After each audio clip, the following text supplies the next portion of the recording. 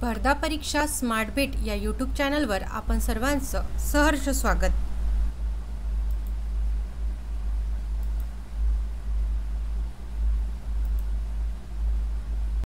शिक्षक पात्रता परीक्षा म्हणजेच महा-टी-ई-टी परीक्षा या परीक्षेमध्ये पेपर 1 मध्ये परिसर अभ्यास हा एक महत्त्वपूर्ण विषय आहे। परिसर अभ्यास या घटकावरील एकूण 30 प्रश्न आज आपण अभ्यासणार आहोत। तर विलंब न करता सुरुवात करूया आजच्या प्रश्नांना। प्रश्न पहिला, सोडा वॉटर बनवताना कोणता वायू दाब देऊन पाण्यात विरघळला असतो? उत्तर आहे कार्बन डायऑक्साईड हा वायू पाण्यात दाब देऊन विरघळला जातो। प्रश्न दुसरा, घोलवड हे ठिकाण कोणत्या फळासाठी प्रसिद्ध आहे? घोलवड हे ठिकाण चिक्कू या फळासाठी प्रसिद्ध आहे। पुढचा प्रश्न बघूया। प्रश्न तिसरा, पानगळीचा ऋतू कोणता? हिवाळ्या ऋतूला पानगळीचा ऋतू म्हटला जातो।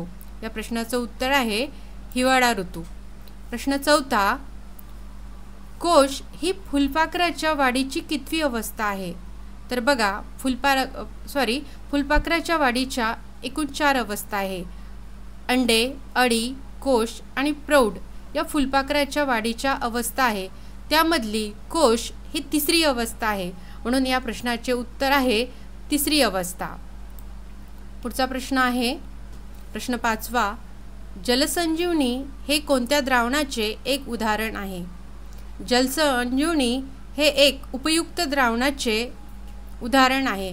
आपल्याला माहित आहे जेव्हा आपल्याला लूज मोशन व्हायला लागते तेव्हा साखर आणि मीठ विरघळून जलसंजीवनी तयार केली जाते आणि त्यामध्ये आपल्याला आराम होतो, म्हणून या द्रावणाला उपयुक्त द्रावण असे म्हटले जाते। म्हणून या प्रश्नाचे उत्तर आहे उपयुक्त द्रावण। पुढचा प्रश्न आहे, आपल्या देशाची राजधानी दिल्ली हे ठिकाण कोणत्या नदीवर वसलेले आहे? तर या प्रश्नाचे उत्तर आहे यमुना नदीवर, कारण दिल्ली हे ठिकाण यमुना नदीवर वसलेले आहे। पुढचा प्रश्न पाहूया। प्रश्न 7वा, जिभेवर छोटे छोटे उंचवटे दिसतात, या उंचवट्यांना काय म्हणतात? तर उत्तर आहे रुचिकलिका। आपल्याला खारट, तुरट, आंबट अशी वेगवेगळी जी पदार्थाची चव लागते ती या छोट्या छोट्या उंचवट्यामुळे आपल्याला समजते आणि त्याला रुचिकलिका असे म्हणतात।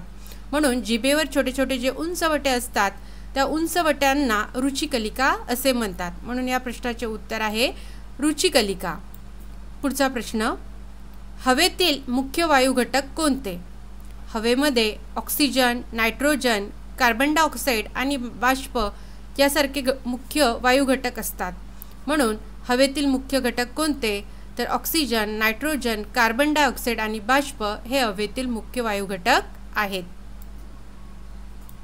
त्यानंतरचा पुढचा प्रश्न आहे प्रश्न 9वा, वेगळा शब्द ओळखा। कान, नाक, डोळे, त्वचा, हात यामधला वेगळा घटक कोणता?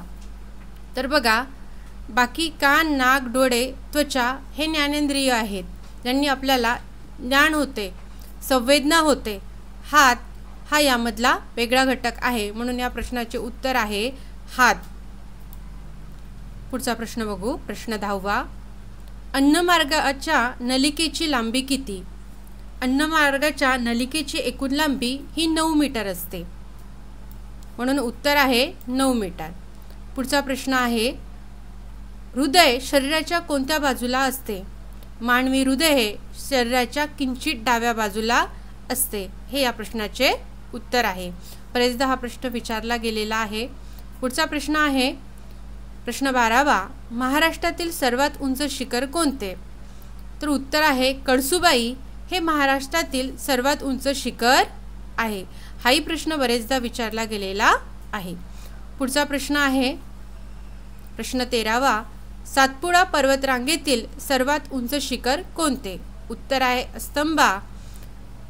हा प्रश्न 2021च्या टी-ई-टी परीक्षेमध्ये विचारला गेलेला आहे, त्यामुळे हा प्रश्न महत्त्वपूर्ण ठरतो, म्हणून आपलं उत्तर आहे सातपुडा पर्वतरांगेतील सर्वात उंच शिखर स्तंभा हे आहे। पुढचा प्रश्न 14वा, महाराष्ट्रातील सर्वात लांब नदी कोणती? महाराष्ट्रातील सर्वात लांब नदी ही गोदावरी आहे. प्रश्न 15वा, शेतीचा खरीप हंगाम कोणत्या महिन्यात येतो? शेतीचा खरीप हंगाम हा पावसाळा ऋतूमध्ये येतो, म्हणून उत्तर आहे पावसाळा ऋतू. त्यानंतर बघूया प्रश्न 16वा, शेतीचा रब्बी हंगाम कोणत्या महिन्यात येतो? शेतीचा रब्बी हंगाम हा हिवाळा ऋतूमध्ये येतो. बघा, बरेचदा प्रश्न विचारला जातो खरीप हंगाम कधी आहे, रब्बी हंगाम कधी आहे, ते आपल्याला माहीत असलं पाहिजे. प्रश्न 17वा, पावसाच्या पाण्यावर अवलंबून असणारी शेती काय म्हणून ओळखली जाते? पावसाच्या पाण्यावर अवलंबून असणारी शेती ही जिरायती शेती म्हणून ओळखली जाते आणि ज्याला सिंचनाद्वारे पाणी दिले जाते ती शेती बागायती शेती म्हणून ओळखली जाते. पुढचा प्रश्न 18वा, खानदेशमध्ये बोलली जाणारी बोलीभाषा कोणती? खानदेशमध्ये अहिराणी म्हणजेच खानदेशी भाषा खानदेशमध्ये बोलली जाते. पर्यायामध्ये बरेचदा खानदेशी हे पर्याय राहत नाही, तर अहिराणी हा पर्याय राहतो. हाही प्रश्न मागील TET परीक्षेमध्ये विचारला गेलेला आहे, त्यामुळे हा प्रश्न महत्त्वपूर्ण ठरतो. म्हणून खानदेशमध्ये बोलली जाणारी बोलीभाषा कोणती? तर ती आहे अहिराणी. पुढचा प्रश्न 19वा, दिवस रात्र समान कधी असते?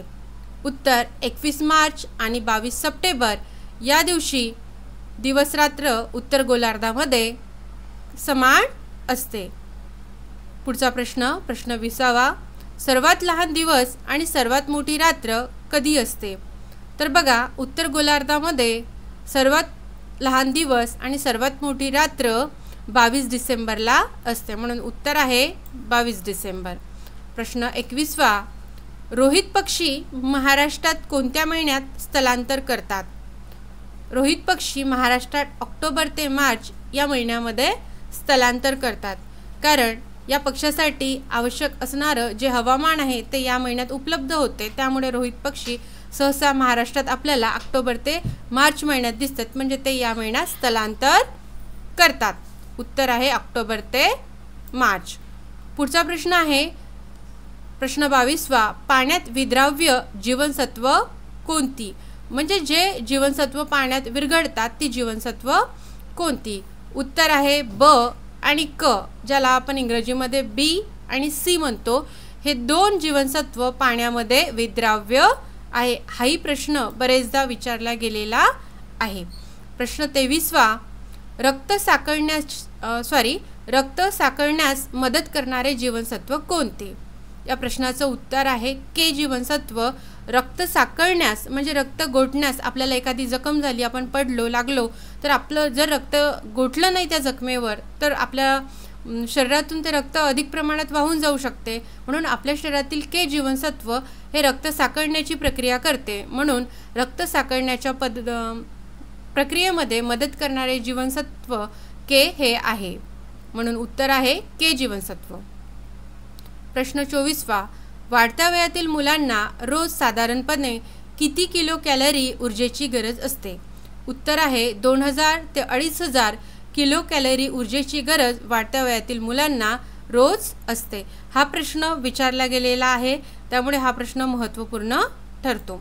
पुढचा प्रश्न आहे 25वा, दाते आणि हाडे मजबूत राहण्यासाठी कोणत्या खनिजाची शरीराला आवश्यकता असते? आपले दात आणि हाडं मजबूत राहण्यासाठी कॅल्शियम आणि फॉस्फरस या दोन खनिजांची आवश्यकता आपल्याला असते. याशिवाय D जीवनसत्व ही आपल्याला आवश्यक असते, त्यामुळे आपले दात आणि हाडं मजबूत राहतात. प्रश्न 26वा, जागतिक आरोग्य दिवस कोणत्या दिवशी साजरा केला जातो? तर उत्तर आहे 7 एप्रिल. 7 एप्रिल रोजी जागतिक आरोग्य दिवस साजरा केला जातो. प्रश्न 27वा, खालीलपैकी निसर्गातील सफाई कामगार कोण आहेत? पर्याय 1 साप, पर्याय 2 वटवाघूळ, पर्याय 3 वाळवी, पर्याय 4 घार. यापैकी वाळवी व घार म्हणजे पर्याय 3 व पर्याय 4 म्हणजे वाळवी आणि घार यांना निसर्गातील सफाई कामगार म्हणून ओळखले जातात. प्रश्न 28वा, सोनकिडे कशासाठी उपयोगी पडतात? सोनकिडे हे रेशीम संवर्धनामध्ये उपयोगी पडतात. हे दोन्ही प्रश्न आपल्याला मागील परीक्षेमध्ये TET परीक्षेमध्ये विचारला गेलेले आहे। म्हणून प्रश्न 28वा, सोनकिडे कशासाठी उपयोगी पडतात? तर रेशीम संवर्धनाच्या कामामध्ये सोनकिडे उपयोगी पडतात। प्रश्न 29वा, स्टेनलेस स्टीलला कोणत्या पदार्थामुळे चकाकी येते? स्टेनलेस स्टीलमध्ये निकेल आणि क्रोमियम यांच्या संमिश्रणामुळे स्टेनलेस स्टीलला चकाकी दिसतात, म्हणून स्टीलचे भांडे आपल्याला चकाकताना दिसते। म्हणून उत्तर आहे निकेल व क्रोमियम यांच्या संमिश्रणामुळे स्टेनलेस स्टीलला चकाकी येते। पुढचा प्रश्न आहे प्रश्न 30वा, उनकेश्वर हे गरम पाण्याचे झरे असणारे ठिकाण कोणत्या जिल्ह्यात आहे? तर उनकेश्वर हे गरम पाण्याचे ठिकाण असणारे ठिकाण नांदेड जिल्ह्यातील किनवट तालुक्यामध्ये आहे। हा आजच्या मालिकेतील शेवटचा प्रश्न होता। मित्रांनो, आपल्याला हे प्रश्न उपयुक्त वाटत असल्यास म्हणून व्हिडिओला सबस्क्राईब करा, लाईक करा आणि गरजू मित्रांकडे हा व्हिडिओ शेअर करा। भेटू पुन्हा एका नवीन व्हिडिओमध्ये, तोपर्यंत बाय, थँक्यू।